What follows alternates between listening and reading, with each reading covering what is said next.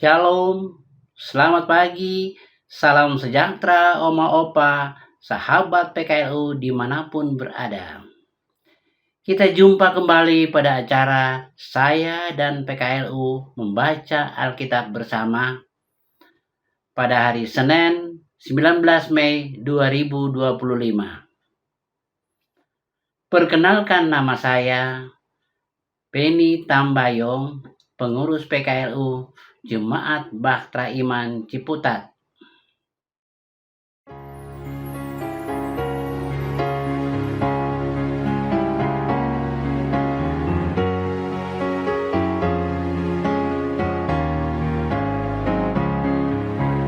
Taat setia teguh bersekutu dengan Engkau ya pemimpin besar, karena penuh kasih sayang padamu, kami sedikit pun tidak gentar. Angkat semboyan, jangan diamkan, tiup serunai dan maju terus.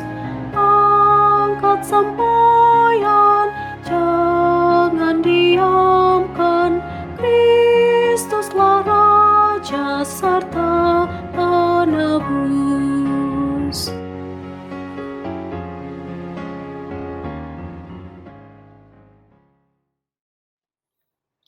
Sebelumnya kita melakukan aktivitas kita pada pagi hari ini, mari kita membaca Alkitab dan renungan firman Tuhan yang terambil di kitab Perjanjian Baru 2 Raja-Raja 2 ayat 5 sampai dengan 7.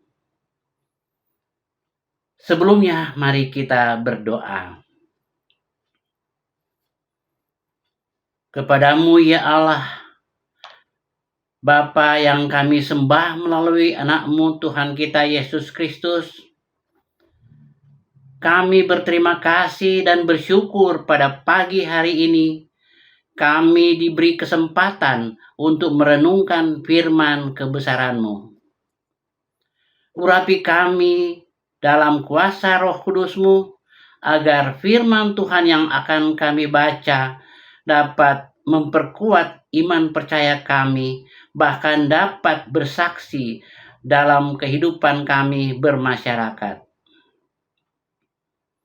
Bersabdalah ya Tuhan, kami anak-anak-Mu sedia untuk mendengar. Amin. Firman Tuhan pada pagi hari ini terambil dari kitab Perjanjian Baru 2 Raja-Raja 2 ayat 5 sampai dengan 7. Demikian. Rombongan nabi yang ada di Yeriko mendekati Elia dan berkata kepadanya, "Tahukah engkau bahwa pada hari ini Tuanmu akan diangkat oleh Tuhan dari hadapanmu?" Jawabnya, "Iya, aku juga tahu, diamlah." Elia berkata kepadanya, "Tinggallah di sini, sebab Tuhan menyuruh aku ke sungai Yordan." Jawabnya, "Demi Tuhan yang hidup dan demi hidupmu sendiri, aku tidak akan meninggalkan engkau." Lalu keduanya melanjutkan perjalanan. 50 orang dari rombongan nabi itu berjalan, lalu berhenti agak jauh dari mereka, sementara keduanya berdiri di tepi sungai Yordan. Demikian pembacaan Alkitab. Renungan diambil dari Sabda Bina Umat dengan judul Bukti Kesetiaan Ketiga. Ayat emasnya diambil pada ayat yang ke-6. Elia berkata kepadanya, "Tinggallah di sini, sebab Tuhan menyuruh aku ke sungai Yordan." Jawabnya, "Demi Tuhan yang hidup dan demi hidupmu."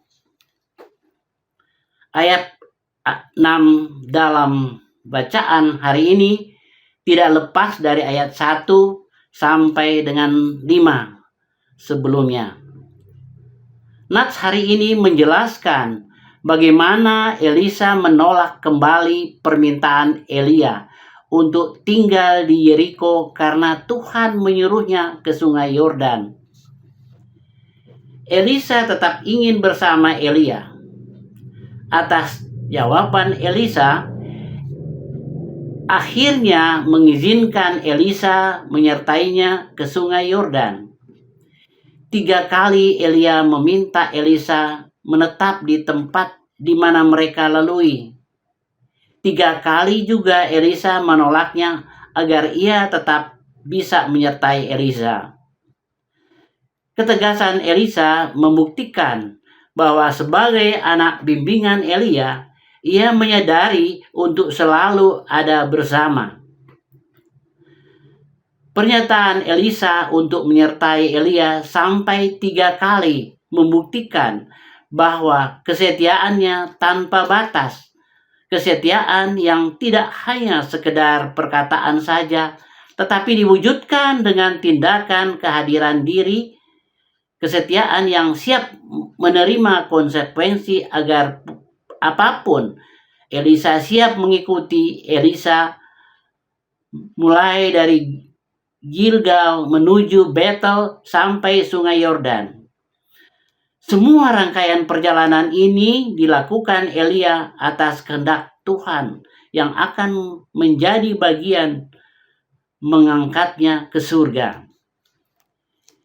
Hidup yang dilewati di dalamnya ada kesetiaan yang harus diwujudkan. Tanpa kesetiaan, apa yang menjadi tugas dan tanggung jawab hanya sekedar basa-basi. Kehidupan kesetiaan hanya label bahwa kita melakukan yang kita harus lakukan, bukan pada substansi yang dilakukan memberi makna hidup. Kesetiaan membuat kita mampu menjalankan semua tugas dan tanggung jawab tanpa ragu dan kerikil yang menghalangi. Mengawali hari ini, mari kita berkomitmen menjadi pribadi yang setia, pribadi yang tidak hanya sekedar berjalan dengan waktu yang dilewati, tetapi memaknainya dengan kesetiaan tanpa batas, tidak ragu dan tidak menyerah, karena kita memiliki komitmen melakukan hidupan dalam kesetiaan diri. Amin.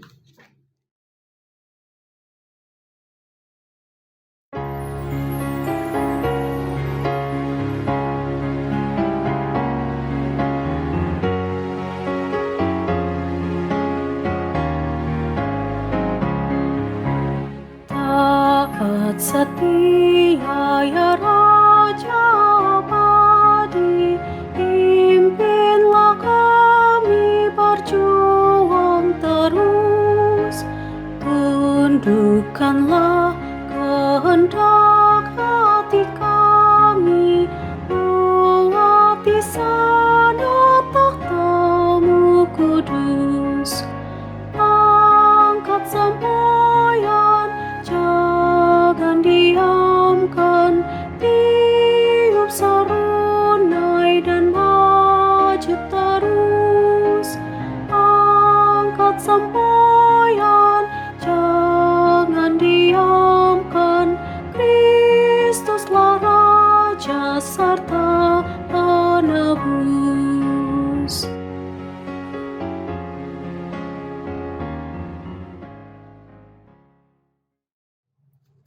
Mari kita berdoa. Bapa kami yang di surga, puji dan syukur kami sudah boleh membaca dan merenungkan firman-Mu.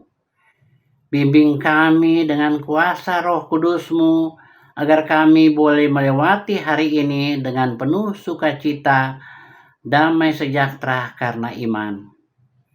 Ajari kami agar selalu mensyukuri berkat-berkat Tuhan, dan mampukan kami untuk selalu setia dan menyenangkan hati Tuhan.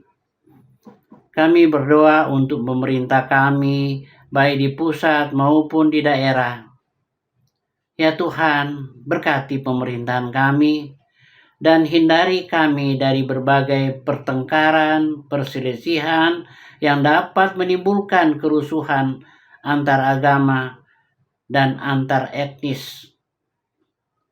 Beri mereka hikmat bijaksana dan adil dalam memimpin negara kita dengan penuh kejujuran. Kami berdoa untuk rekan-rekan PKLU, oma opa yang sakit atau dalam perawatan. Ulurkan tangan Tuhan agar mereka boleh mendapat kesembuhan sehingga mereka juga boleh kembali aktif dalam ibadah di gereja mereka masing-masing. Kami berdoa untuk Dewan PKLU GPIB, kiranya program-program yang sedang berjalan dapat terlaksana sesuai dengan rencana. Inilah doa dan permohonan kami ya Tuhan. Ampun segala salah dan dosa-dosa kami. Di dalam nama Tuhan Yesus, kami sudah berdoa kepada Bapa di surga. Amin. Sekian renungan kami pada pagi hari ini. Salam sehat selalu untuk oma opa. Salam beraktivitas. Sampai kita jumpa kembali. Tuhan Yesus memberkati.